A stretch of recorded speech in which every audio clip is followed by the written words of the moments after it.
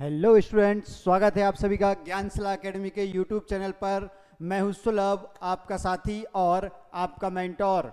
मेरे साथ आप लोग पढ़ रहे थे मध्य प्रदेश की जनजातियां। तो आज के लेक्चर में हम जानेंगे जनजातियों की विवाह परंपरा के बारे में। क्या जनजातियों की विवाह परंपराएं। चलिए तो शुरू करते हैं आज की क्लास को। ये हमारा सिलेबस है, एमपीपीएससी प्रीलिम्स यूनिट 10 का सिलेबस, जो पूरा सिलेबस था। अब क्या हमारी जनजातियां होंगी, अब इनकी क्या संस्कृति और परंपराएं, इनकी संस्कृति और परंपराओं के बारे में आज से हम शुरुआत कर रहे हैं।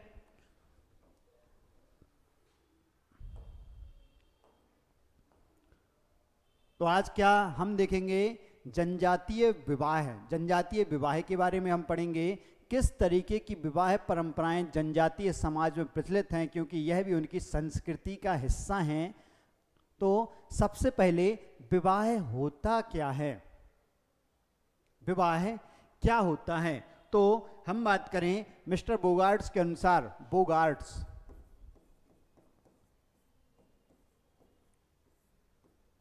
बोगार्ट्स ने विवाह की परिभाषा दी है।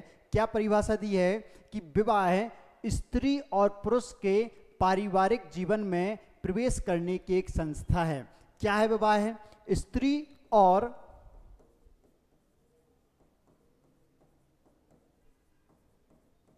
पुरुष के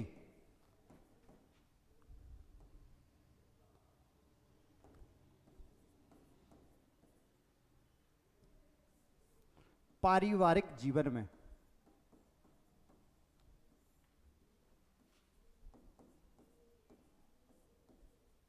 प्रवेश की एक संस्था है।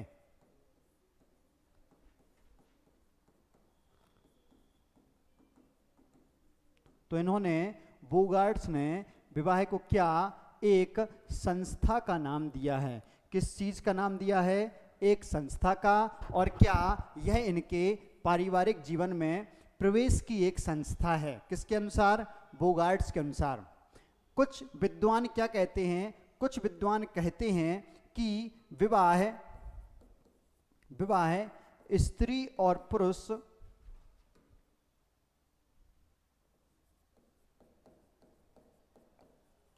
पुरुष की संतान के समाजीकरण का साधन है। क्यों? क्योंकि विवाह के माध्यम से क्या होता है, जो स्त्री और पुरुष के यौन संबंधों को वैधता प्राप्त होती है और उनसे जो उत्पन्न संतान है वह वैध संतान कहलाती है, और वह समाज से घुल मिलकर, समाज के साथ घुल मिलकर वह क्या करती है, वह अपना विकास करती है। तो इस तरीके से विवाह को क्या बोला? एक सामाजिक संस्था भी बोला जाता है, और इनके बच्चों को समाजीकरण का एक साधन है। क्या है? इनके बच्चों के समाजीकरण का एक साधन भी है विवाह।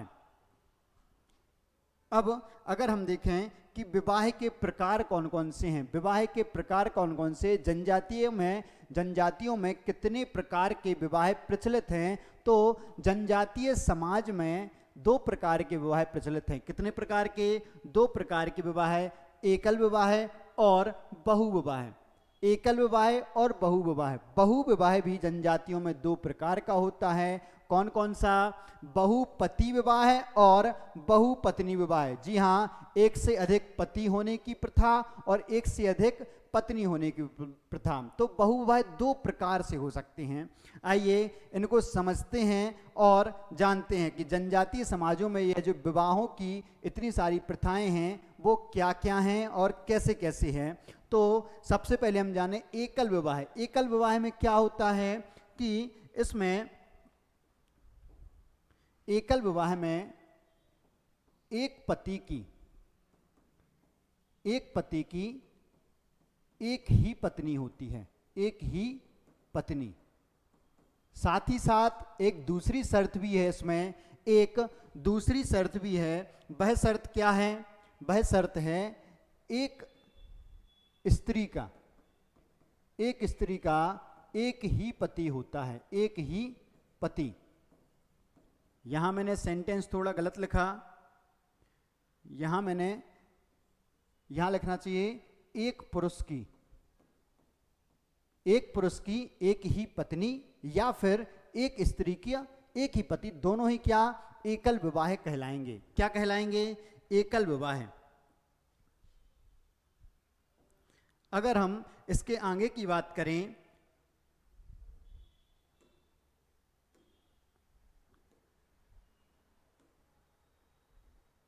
जो दूसरा प्रकार था कौन सा? बहुविवाह है।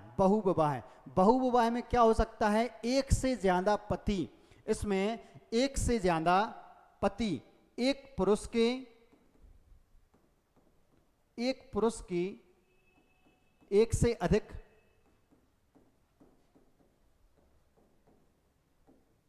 पत्नी, या एक स्त्री के एक से अधिक पति होते हैं। जी हां, एक से अधिक पति, यह कहलाता है बहुविवाह। यह बहुविवाह कहलाता है, जिसमें या तो एक से अधिक पति हो या एक से अधिक पत्नी हो। तो इसमें जो बहुपति विवाह है, बहुपति विवाह जिसमें एक स्त्री के एक से अधिक पति होते हैं, यह बहुपति विवाह भी दो प्रकार का होता है। यह बहुपति विवाह भी कितने? दो प्रकार का होता है, जिसमें पहला प्रकार है कौन सा? पहला प्रकार है भ्रातृक बहुपति विवाह। कौन सा? भ्रातृक बहुपति विवाह। इसमें क्या होता है कि जो एक स्त्री के सभी पति आपस में भाई होते हैं। याद रखिएगा, जो भ्रातृक बहुपति विवाह है, इसमें एक स्त्री के सभी पति आपस में भाई होते हैं। यह संबंध किसमें? भ्रातृक बहुपति विवाह में होता है। स्क्रीनशॉट ले लीजिए। अब इसके बाद हम बात करें कि कौन सा इसका दूसरा प्रकार है? अभ्रातृक बहुपति विवाह। अभ्रातृक बहुपति विवाह, सॉरी ये बहुपति विवाह है ना। अभ्रातृक बहुपति विवाह। तो इसमें क्या होता है? इसमें एक स्त्री के एक से अधिक पति होते हैं, लेकिन वह पति आपस में भाई नहीं होते हैं, आपस में भाई नहीं। इसमें होता क्या है? जो अभ्रातृक बहुपति विवाह हैं, इसमें ऐसा माना जाता है कि वह स्त्री कुछ दिन के लिए अपने सभी पतियों के पास निवास करने के लिए, रहने के लिए जाती है। तो ऐसा होता है किसमें? अभ्रातृक बहुपति विवाह में। और भ्रातृक बहुपति विवाह है, यह महाभारत के पांडवों से प्रेरित है, कि पांडव और द्रौपदी विवाह से प्रेरित होकर यह इसे अपना नियम मानते हैं कि भाई जो पत्नी है वह परिवार की सभी भाइयों की पत्नी मानी जाती है। ऐसा परंपरागत रूप से परंपराओं के अनुरूप किया जाता है। और जो भ्रातृक बहुपति विवाह है, यह खस, टोड़ा और नायर जनजाति में प्रचलित है। खस, टोड़ा और नायर जनजाति में। और जो अभ्रातृक बहुपति विवाह है, यह टोड़ा और नायर जनजाति में। टोड़ा और नायर जनजाति है, इनमें भ्रातृक बहुपति विवाह और अभ्रातृक बहुपति विवाह दोनों प्रकार के विवाह प्रचलित हैं। अब इसके बाद हम बात करें बहुपत्नी विवाह की। किसकी? बहुपत्नी विवाह की। तो ऐसा विवाह जिसमें एक पुरुष की दो या दो से अधिक पत्नियां हो, तो वो बहुपत्नी विवाह कहलाता है। इसमें एक प्रकार है इसका द्विपत्नी विवाह, जिसमें एक व्यक्ति की कितनी? दो पत्नियां होती हैं। कितनी पत्नियां होती हैं? दो पत्नियां। और एक होता है समूह विवाह। समूह विवाह में क्या? कि एक समूह के जनजातियों का एक समूह और दूसरी जनजाति के एक समूह से आपस में पूर्णता, तो एक पूरे समूह के पुरुष दूसरे समूह की सभी महिलाओं के पति कहलाते हैं। तो ऐसा होता है सॉरी, एक समूह की स्त्रियां एक समूह के सभी पुरुषों की पत्नियां, तो बहुपत्नी समूह विवाह ऐसा होता है कि एक समूह दूसरे समूह के आपस में विवाह हो जाएगा, तो यह हो जाएगा क्या, समूह विवाह। समूह विवाह तो ऐसा क्या, एकल विवाह, बहुविवाह, बहुविवाह में बहुपति विवाह, बहुपति विवाह में भ्रातृक बहुपति विवाह और अभ्रातृक बहुपत्नी विवाह।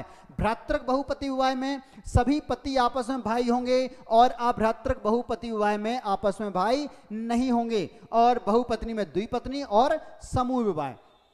इसके बाद हम अन्य प्रकार देखें, विवाहों के अन्य प्रकार, इनके अलावा भी बहुत सारे प्रकार हैं विवाहों के जो प्रचलित हैं। जैसे कौन सा, जैसे अभी विवाह है कौन सा, बिलिंग सहोदरज विवाह। कौन सा विवाह है, बिलिंग सहोदरज विवाह है। बिलिंग सहोदरज विवाह में होता क्या है कि जो माता है, माता के भाई, मतलब बिलिंग सहोदरज में, बिलिंग सहोदरज विवाह में मामा और बुआ के बच्चों के मध्य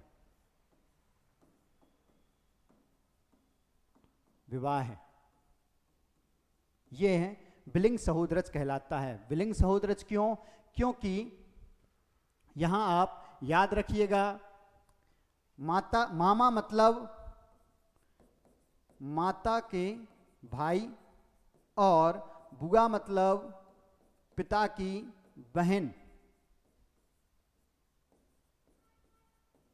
पिता की बहन के बच्चों के मध्य, के बच्चों के मध्य जो विवाह होता है वह बिलिंग सहोदरज। अब ऐसा बिलिंग सहोदरज क्यों कहा जा रहा है, इसे थोड़ा दिमाग लगाइए। जो माता का भाई है और पिता की बहन है, यह अलग अलग माता पिता से उत्पन्न संतानें हैं, अलग अलग माता पिता से उत्पन्न संतानें हैं, तो उनकी संतानों के मध्य विवाह है। क्या है, बिलिंग सहोदरज विवाह है। तो इसके लिए आप स्क्रीनशॉट ले लीजिए। अब हम देखते हैं अगला विवाह, जो अगली विवाह पद्धति है बिलिंग सहोदरज के बाद अगली विवाह पद्धति है कौन सी, सलिंग सहोदरज। हाँ, ये याद रखिएगा, जो बिलिंग सहोदरज विवाह है यह गोंड, भील, कादर, कुकी जनजाति में प्रचलित है। कौन कौन सी, गोंड, भील। जो गोंड और भील हैं इनमें क्या, कौन सी, दूध लौटावा प्रथा। दूध लौटावा प्रथा, दूध लौटावा बिलिंग सहोदरज को ही कहते हैं। क्या, बिलिंग सहोदरज का ही स्वरूप है दूध लौटावा प्रथा। बिलिंग सहोदरज विवाह का ही स्वरूप है दूध लौटावा प्रथा, महत्वपूर्ण है, इसलिए गोंड भील में प्रचलित है।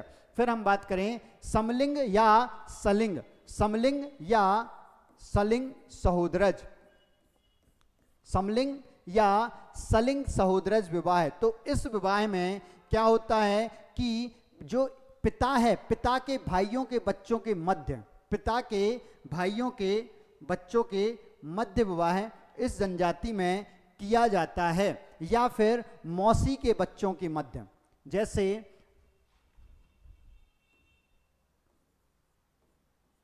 मां की बहन,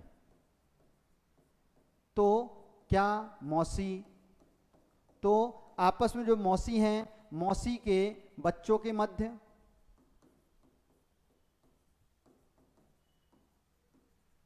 या फिर किसके, पिता के भाई, पिता के भाई। सलिंग, देखिए ये क्या, मां की बहन, ये क्या हैं, सभी स्त्रीलिंग, तो समलिंग, ये सभी पुल्लिंग, पिता के भाई पुल्लिंग, तो समलिंग, बिलिंग भाई मामा पुल्लिंग, बुआ स्त्रीलिंग, तो ऐसे बिलिंग सहोदरज और सलिंग सहोदरज। तो पिता के भाई के बच्चों के मध्य विवाह है, तो यह क्या, यह हो जाएगा समलिंग सहोदरज। मेरे ख्याल से समझ आ रहा होगा बहुत अच्छे से आपको कि समलिंग सहोदरज क्या है और बिलिंग सहोदरज क्या है। तो इसके बाद अगली जनजाति है, इसके बाद अगली जनजाति है हमारी, सॉरी अगला विवाह है कौन सा, परिभ्राता या देवर विवाह। परिभ्राता या देवर विवाह, जो देवर विवाह है इसमें जो विधवा है, यदि कोई स्त्री विधवा हो जाती है, विधवा हो जाती है, तो तो उसके देवर से विवाह करा दिया जाता है। किससे? देवर से। अब इसमें भी दो प्रकार की बात चलती है। वो कहते हैं एक होता है देवर और एक होता है ज्येष्ठ देवर। ज्येष्ठ देवर। तो अगर किसी स्त्री के पति की मृत्यु हो जाती है तो उसका विवाह उसके पति के छोटे भाई के साथ करा दिया जाता है, तो उसे देवर या कनिष्ठ देवर, क्या कनिष्ठ देवर विवाह बोला जाता है, या ज्येष्ठ देवर तो पति के बड़े भाई के साथ विवाह करा दिया जाता है। ऐसा किस उद्देश्य से किया जाता है? यह माना जाता है, जनजातियों में परंपरा है कि वह इस स्त्री की रक्षा करेंगे और उसे ससम्मान उसके आजीवन संरक्षण के साथ साथ आजीविका संचालन में भी प्रयास करेंगे और साथ देंगे। इसलिए यह प्रथा प्रचलित है, कनिष्ठ देवर और ज्येष्ठ देवर विवाह। यह किसमें? खस जनजाति में। जो यह खस जनजाति में प्रचलित प्रथा है। किसमें? खस जनजाति में। याद रखिएगा, खस जनजाति में यह प्रथा प्रचलित है। ले लीजिए स्क्रीनशॉट। फिर अगला जो अगली जनजाति है हमारी, अगला विवाह प्रकार है वह कौन सा है? साली विवाह। साली विवाह, तो इसमें जो एक पुरुष है वह अपनी पत्नी की मृत्यु के पश्चात, स्त्री की मृत्यु के पश्चात उसकी बहनों के साथ विवाह करते हैं। तो इसमें पुरुष पत्नी की मृत्यु के बाद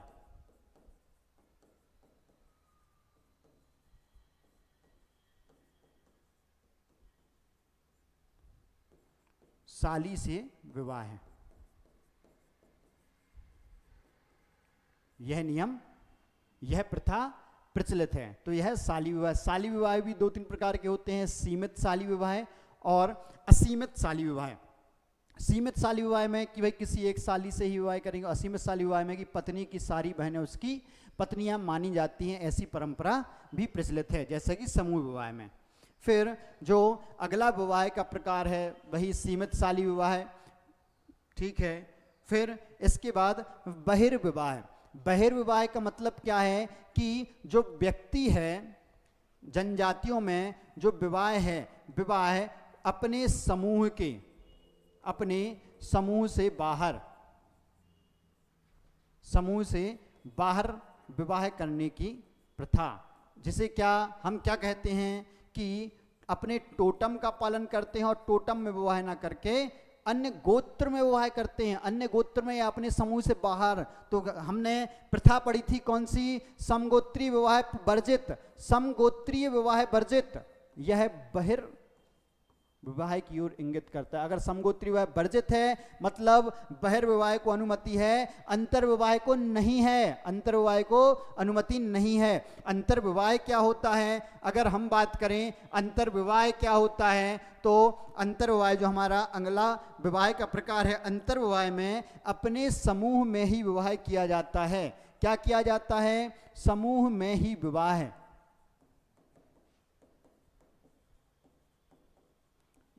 जब किसी जनजातीय समाज में अपने समूह में ही विवाह किया जाता है तो उसे अंतः विवाह की संज्ञा दी जाती है। और ये जो अंतः विवाह है, यह अंतः विवाह प्रचलित है किसमें? भील जनजाति में। किसमें? भील जनजाति में इसकी अनुमति है और टोडा जनजाति में भी। टोडा और भील जनजाति में यह विवाह प्रचलित हैं। फिर हम बात करें अन्य विवाह प्रकारों की, जो बहुत सारी प्रथाएं चलती हैं। जनरली यही टर्म आप विवाहों के बारे में सुनते हैं कि यह टर्म कौन कौन से हैं। तो आप देखिए स्क्रीन पर, ध्यान दीजिए कौन कौन से प्रकार आपको दिख रहे हैं। एक विवाह है कौन सा? परिवीक्षा विवाह है। कौन सा? परिवीक्षा विवाह है।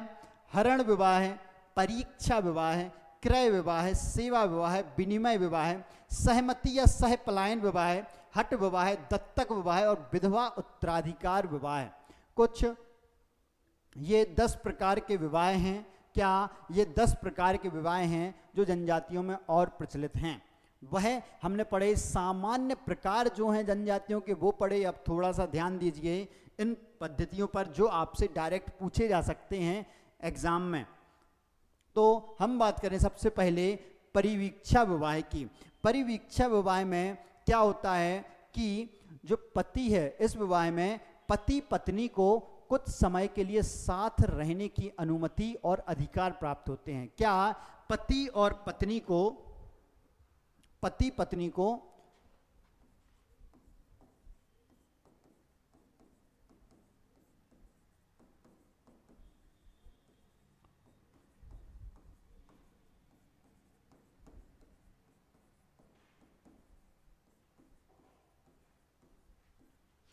साथ रहने की अनुमति क्यों होती है? यह अनुमति ताकि वह आपस में एक दूसरे को समझ सकें और हम विवाह करना चाहते हैं या नहीं इस डिसीजन पर पहुंच सकें, एक दूसरे के स्वभाव को समझ सकें। इसलिए यह परिवीक्षा या प्रोबेशन मैरिज या मैरिज ऑफ प्रोबेशन इसे कहा जाता है, परिवीक्षा विवाह। तो इस तरीके की प्रथा इनमें प्रचलित है। और यह जो प्रथा है, यह प्रथा मुख्य रूप से प्रचलित है दार्लुंग और कुकी जनजाति में। किसमें? दार्लुंग और कुकी जनजाति में। फिर इसके बाद हम बात करें हरण विवाह की। कौन सा विवाह? हरण विवाह। अब हरण विवाह पहले तो बहुत ही अच्छे से प्रचलित था, लेकिन वर्तमान में यह केवल काल्पनिक या नाटकीय रूप से परंपराओं के रूप में ही मनाया जाता है। हरण विवाह में क्या कन्या का अपहरण किया जाता है? क्या कन्या का अपहरण, कन्या का अपहरण करके ले जाया जाता है और उससे विवाह किया जाता है। यह प्रथा परंपरा क्यों प्रचलित थी? पहले तो ये क्या, जब उद विकास हुआ, मानव विकास हुआ, जनजातीय विकास हुआ, तो उसके सर्वप्रथम प्रारंभिक चरण में यह विवाह प्रचलित था। जो जनजातीय विकास के प्रारंभिक चरण में, किसमें? प्रारंभिक चरण में यह विवाह प्रचलित था, जनजातीय विकास के प्रारंभिक चरण में। और इसका मतलब यह होता था कि समाज में नवीन कानून आए या भाई स्त्री की सही समय पर विवाह नहीं हो रहा है कन्या का, और उसे क्या विवाह की ज़रूरत है, स्त्री और पुरुष विवाह को भी, पुरुष को भी विवाह करना है, वह वधु मूल्य नहीं चुका सकते हैं, पुरुष क्या वधु मूल्य नहीं चुका सकते हैं, तो वह स्त्री का हरण करके, अपहरण करके और क्या करते हैं, विवाह कर लेते थे। वर्तमान में यह नहीं प्रचलित है, इसका केवल अभिनय किया जाता है। जिन जनजातियों में प्रचलित हैं उनमें केवल अभिनय के रूप में इसका उपयोग किया जाता है। किस किस में?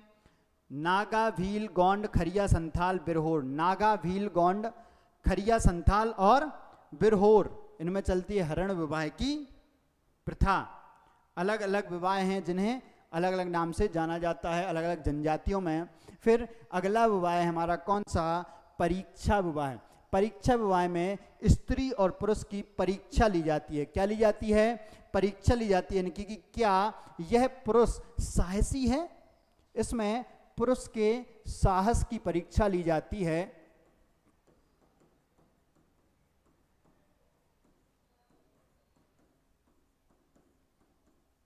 पुरुष के साहस की परीक्षा ली जाती है इसमें कि वह स्त्री को भीड़ से बचा सकता है, उसमें बलशाली है, बलिष्ठ है, या वह अपनी बुद्धि का प्रयोग करके क्या अपनी परीक्षा, अपने आप को साबित कर सकता है, यह देखा जाता है। जैसे जो भीलों में गोल गधेड़ो विवाह है।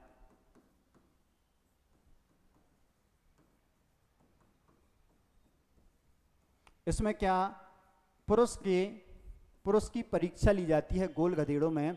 होता क्या है गोल गधेड़ो विवाह में? इसमें एक पेड़ पर क्या गुड़ और नारियल लटका दिए जाते हैं एक पेड़ पर, और उसके चारों ओर पहले युवतियों का घेरा लगता है, फिर पुरुषों का। फिर पुरुष क्या करते हैं, उस घेरे में एंटर होते हैं और फिर गुड़ और नारियल को प्राप्त करने का प्रयास करते हैं, वो छीनकर, और फिर जिस युवती से वह विवाह करना चाहते हैं उसको लेकर उस घेरे से बाहर निकलना होता है।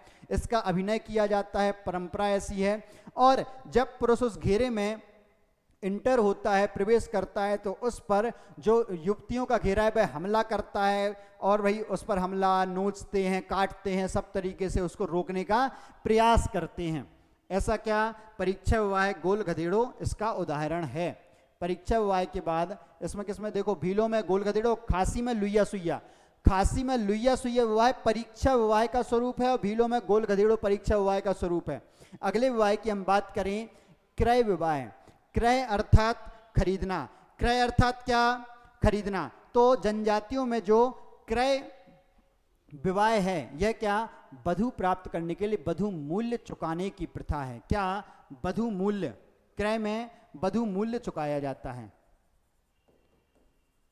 वधु मूल्य, इसमें मुद्रा के रूप में, मुद्रा या वस्तुएं भी दी जाती हैं या दोनों भी दिए जा सकते हैं स्त्री या वधु के बदले। इसमें क्या इनका एक विचार रहता है कि इस वधु के पिता ने इतने वर्षों तक उसकी देखभाल की, अब वह यहाँ से चली जाएगी। उस वधु ने भी इस परिवार में कुछ सहयोग दे रही थी, उस सहयोग की प्रतिपूर्ति के लिए जो वर है, वर या वर के परिवार वाले उसको कुछ मूल्य चुकाते हैं, जिसे क्या क्रय मूल्य कहते हैं या किस विधि, इस प्रकार को वधु का व्यापार कहलाता है, उसे क्रय विवाह कहते हैं। क्या?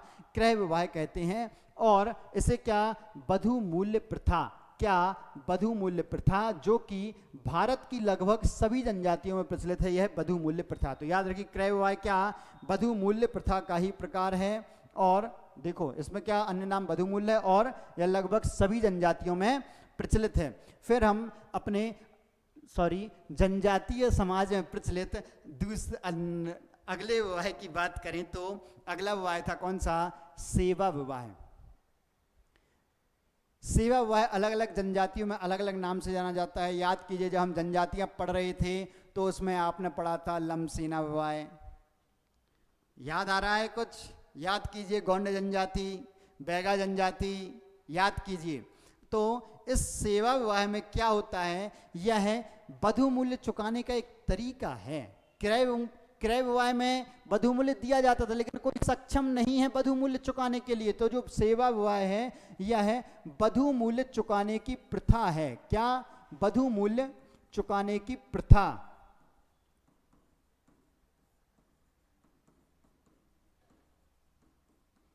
और इसमें जो कौन है? वर, दूल्हा या वर कहाँ जाता है? वधु के परिवार में, वधु के घर पर, अर्थात स्वयं के ससुराल में।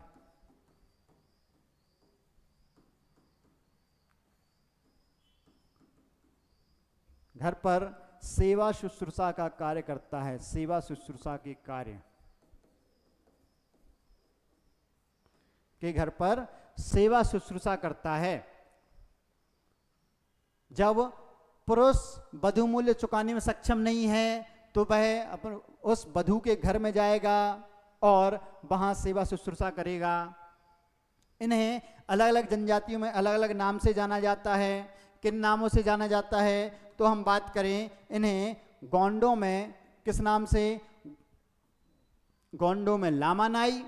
गोंडों में उस पुरुष को लामानाई, उस विवाह को लमसेना विवाह। क्या? लमसेना विवाह।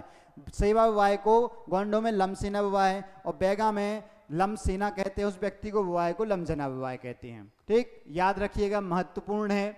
फिर इसके बाद जो अगला विवाह है वह है विनिमय विवाह। कौन सा विवाह है? विनिमय विवाह। तो विनिमय विवाह में यह भी क्या है? वधु मूल्य से बचने का एक तरीका है। यह भी वधु मूल्य से बचने का तरीका है।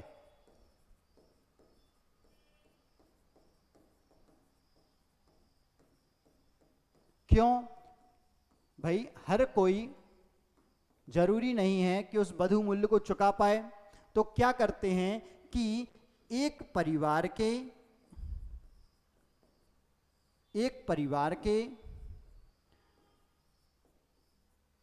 भाई बहन का विवाह है दूसरे परिवार के भाई बहन के बीच करा दिया जाता है। तो यह है क्या? यह विनिमय विवाह कहलाता है। मतलब दो सगे भाई बहनों की शादी दूसरे परिवार के जो भाई बहन हैं उनसे करा दी जाती है। तो इस घर की लड़की उस घर में चली गई, उस घर की लड़की इस घर में आ गई, तो अब किसी को वधु मूल्य नहीं चुकाना। क्या कर लिया इन्होंने? आटा साटा कर लिया। क्या कर लिया? आटा साटा। इस विवाह को क्या आटा साटा विवाह भी कहते हैं। स्क्रीनशॉट लेना चाहें आप लोग तो ले लीजिए। फिर इसे क्या, बदमूल से बचने का तरीका है, इसका अन्य नाम आटा साटा विवाह है। गौंडों में दूध लौटावा भी इसका एक स्वरूप है। देखिए ये मत दिमाग लगाइएगा कि भाई उसे भी दूध लौटावा कह रहे थे, इसे भी कह रहे हैं, बहुत सारी चीज़ों को सेम कहते हैं, उसमें आप टेंशन ना लें। विनिमय विवाह था ये। अब जो अगला विवाह है हमारा वो है कौन सा, सहमति या सहपलायन विवाह है। सहमति या सहपलायन विवाह। तो इस विवाह पद्धति में जो वर है और वधू है, कौन, वर और वधू, या हम कहें युवक और युवती अपनी सहमति से विवाह करते हैं। इसमें युवक और युवती, युवक युवती आपस में सहमति से विवाह करते हैं। अगर परिवार वाले ना माने तो सहपलायन कर जाते हैं, मतलब जगह छोड़कर चले जाते हैं। वर्तमान में इसे लव मैरिज की भी संज्ञा दी जाती है। फिर जब बाद में दोनों मान जाते हैं तो दोनों परिवार के पक्ष लोग उन्हें वापस लौटा लाते हैं और परंपराओं के साथ इनका विवाह करा दिया जाता है। तो ये कौन सा है, यह हुआ हमारा सहमति या सहपलायन विवाह। सहमति या सहपलायन विवाह किसमें, बिहार की हो और राजस्थान की भील जनजाति में यह विवाह प्रचलित है। बिहार की हो जनजाति जो झारखंड में भी पाई जाती है, और भील जनजाति, राजस्थान की भील जनजाति में यह विवाह प्रचलित है। फिर हम बात करें हट विवाह की। अब जो अगली विवाह प्रथा है वह है कौन सी, हट विवाह। कौन सा, हट विवाह। हट विवाह में क्या होता है कि लड़की जिस व्यक्ति से विवाह करना चाहती है, क्या लड़की जिस लड़के से विवाह करना चाहती है वह जबरन उसके घर में रहने को पहुंच जाती है। उस घर में रहने को पहुंच जाती है और उसके वहां पर घर में एक्सेप्टेंस ना हो, वहां घर में उस लड़की का अपमान भी किया जाए, फिर भी वह उस अपमान को सहती है और यह डिसाइड करती है मुझे तो यहीं विवाह करना है, और वहीं रहती है जब तक कि घर वाले मान नहीं जाते हैं। तो इस विवाह पद्धति को क्या, हट विवाह कहा जाता है। तो हट विवाह में क्या होता है कि लड़की अपनी स्वेच्छा से जिस परिवार में जिस युवक से उसे विवाह करना है उसे घर पहुंच जाती है, हट करती है, हट स्वरूप उस लड़के घर वाले उसका अपमान भी करें तो वे वहां से जाती नहीं है। इसलिए इस विवाह का एक अन्य नाम क्या है, अनादर विवाह है। क्या, अनादर विवाह, क्योंकि उस लड़की का अनादर और अपमान भी उस घर में हो सकता है शुरुआत में, बाद में भले ही एक्सेप्टेंस आ जाए लेकिन शुरुआत में ऐसा होता है। तो इसे क्या, अनादर विवाह की संज्ञा भी दी जाती है। फिर हम अगले विवाह की बात करें तो अगला विवाह है दत्तक विवाह। कौन सा, दत्तक विवाह। दत्तक विवाह में, दत्तक विवाह में जो परिवार है, परिवार दामाद को दत्तक ग्रहण करते हैं, दत्तक ग्रहण करते हैं, या बचपन में ही वह अपनी स्त्री का जिससे विवाह करना चाहते हैं उसको गोद लेंगे। गोद लेकर बाद में उसी गोद लिए बच्चे से अपनी युवती का विवाह करा देंगे। युवती का विवाह, यह होता है दत्तक विवाह। कौन सा, दत्तक विवाह। दत्तक ग्रहण आप समझ रहे होंगे, गोद लेना, अडॉप्शन, इससे संबंधित है। यह किस किस जनजाति में प्रचलित है, दत्तक विवाह। तो यह पूर्वोत्तर भारत की जनजातियों में प्रचलित है। किसमें, पूर्वोत्तर भारत की जनजातियों में यह प्रचलित है। मुख्यतः यह जापान की जनजातियों में भी प्रचलित रहता था। किसमें, जापान की जनजातियों में। फिर इसके बाद हमारा या जनजातियों का आखिरी विवाह प्रकार है कौन सा, विधवा उत्तराधिकार विवाह। कौन सा, विधवा उत्तराधिकार विवाह। इस विवाह पद्धति में देवर विवाह शामिल है। क्यों, कोई स्त्री है जो विधवा हो गई है, उसके उत्तराधिकार प्राप्त करने के लिए पारंपरिक रूप से या अभिनयात्मक रूप से, अभिनय के स्वरूप विवाह करा दिया जाता है ताकि उसका संरक्षण हो। ऐसा पूर्वोत्तरी कुछ जनजातियों में ऐसा भी होता है जो गारो जनजाति है। कौन सी, गारो जनजाति। इसमें विधवा सास से दामाद विवाह करता है। परंपराएं पूरी की जाती हैं कि जो दामाद है वह विधवा सास से विवाह करेगा तो वह उसका उत्तराधिकारी कहलाने लगेगा कि पति की मृत्यु हो गई। अब सास के पति की ससुर जी की मृत्यु हो गई, अब सास को रखने वाला, उसकी देखभाल करने वाला कोई नहीं, उसकी संपत्ति कहाँ जाएगी? तो ऐसा उनमें नियम है कि जो दामाद है वह विधवा सास से परंपराओं के अनुरूप विवाह करके उसकी संपत्ति का उत्तराधिकारी हो जाता है। क्यों? क्योंकि उन्हें प्रथाएं प्रचलित थी कि भाई स्त्री अपनी बच्ची को नहीं देते, दे तो बच्ची को रहे हैं, लेकिन बस स्वरूप ये है कि भाई परंपराओं के अनुरूप ऐसा विवाह कर लिया तो दामाद को दे रहे हैं, पत्नी को, बेटी को दिया तो दामाद को दे ही रहे हैं, तो यहाँ दामाद को देते थे। तो इस तरीके से क्या जनजातियों में विवाह प्रथाएं प्रचलित हैं। एक बार 5 मिनट में आप लोगों को रिवाइज कराता हूँ, फिर ख़त्म करेंगे हमारा आज का लेक्चर। जल्दी से शुरुआत से उठाते हैं। क्या जनजातीय विवाह हमने आज पढ़े। जनजातीय विवाहों में हमने 2 प्रकार, एकल विवाह और बहुविवाह। बहुविवाह भी क्या 2 प्रकार के होते थे, बहुपति विवाह, बहुपत्नी विवाह। जो एकल विवाह, एक स्त्री के एक ही पुरुष, एक पुरुष का एक ही स्त्री का एक ही पति, एक पुरुष की एक ही पत्नी। बहुविवाह में बहुपति विवाह मतलब एक स्त्री के 2 या 2 से अधिक पति होंगे। भ्रातृक विवाह, जितने भी पति हैं वो सभी आपस में भाई हैं। अभ्रातृक विवाह मतलब जो पति हैं वह आपस में भाई नहीं हैं। यह खस टोड़ा और नायर जनजाति में, टोड़ा और नायर जनजाति में। फिर बहुपत्नी विवाह तो द्विपत्नी विवाह और समूह विवाह। द्विपत्नी विवाह जिसमें 2 पत्नियां हो, बहु समूह विवाह तो इसमें एक समूह की सारी स्त्रियां उसकी पत्नी कहलाती थी। इसके अलावा कुछ अन्य प्रकार क्या थे, बिलिंग सहोदरज और सलिंग सहोदरज। तो बिलिंग सहोदरज में मामा और बुआ के बच्चों के बीच विवाह है। फिर सलिंग सहोदरज तो मौसी के बच्चों के बीच या चाचा के बच्चों के बीच, पिता के भाई के बच्चों के बीच या माँ की बहनों के बच्चों के बीच विवाह है। परिभ्रातृ देवर विवाह तो इसमें देवर से विवाह, कनिष्ठ देवर और ज्येष्ठ देवर 2 प्रकार से पड़ा था। साली विवाह तो पत्नी की सारी बहनें, उनसे विवाह की प्रथा थी, जिसमें सीमित साली, असीमित साली और पत्नी की मृत्यु के पश्चात। फिर बहिर्विवाह तो अपने समूह या गोत्र या टोटम से बाहर के समूह के साथ विवाह प्रथा। अंतः विवाह तो अपने ही टोटम में या अपने ही समूह में विवाह की प्रथा अंतः विवाह प्रथा थी। इसके अलावा हमने ये भी प्रकार पढ़े, परिवीक्षा विवाह, हरण विवाह, परीक्षा विवाह, क्रय विवाह, सेवा विवाह, विनिमय विवाह, सहमति या सहपलायन विवाह, हट विवाह, दत्तक विवाह और विधवा उत्तराधिकार विवाह। जिसमें परिवीक्षा विवाह क्या था कि युवक युवती को अलग से रहने का अधिकार रहता था कि वो जाएं, एक दूसरे के स्वभाव को पहचाने। वर्तमान में लिव इन रिलेशनशिप से आप इसको समझ सकते हैं। ये किसमें दार्लुंग और कुकी जनजाति में प्रचलित था। फिर हरण विवाह जिसमें पुरुष स्त्री का हरण करके ले जाता था और उसका विवाह, ये क्या बधु मूल्य से बचने के लिए यह अपनाया जाता था। क्या बधु मूल्य से बचने के लिए आप इसमें क्या नागा, भील, गोंड, खरिया, संताल, बिरोर आदि जनजातियों में यह विवाह प्रथा प्रचलित है। फिर परीक्षा विवाह तो परीक्षा विवाह में पुरुष के साहस की और बुद्धिमानी की परीक्षा ली जाती है, जैसे भीलों में गोल गधेड़ा और खासी में लुइया सुइया।